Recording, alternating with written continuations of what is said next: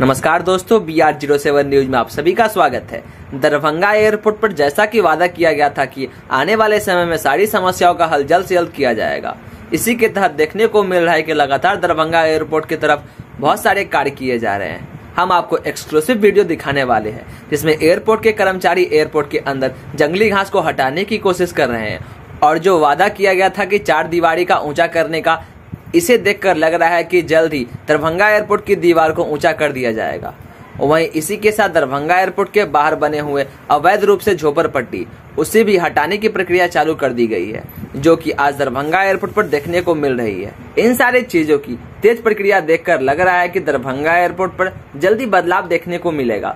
वहीं आज मौसम खराब होने के कारण दरभंगा एयरपोर्ट का दिन अच्छा नहीं रहा।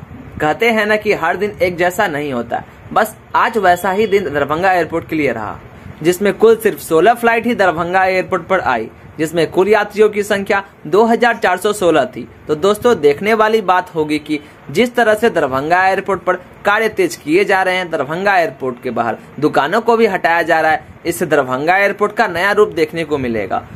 अगर आपको ये रिपोर्ट अच्छा लगा हो तो वीडियो को लाइक करें। इसी तरह दरभंगा एयरपोर्ट के न्यूज जानने के लिए हमारे चैनल को सब्सक्राइब करें।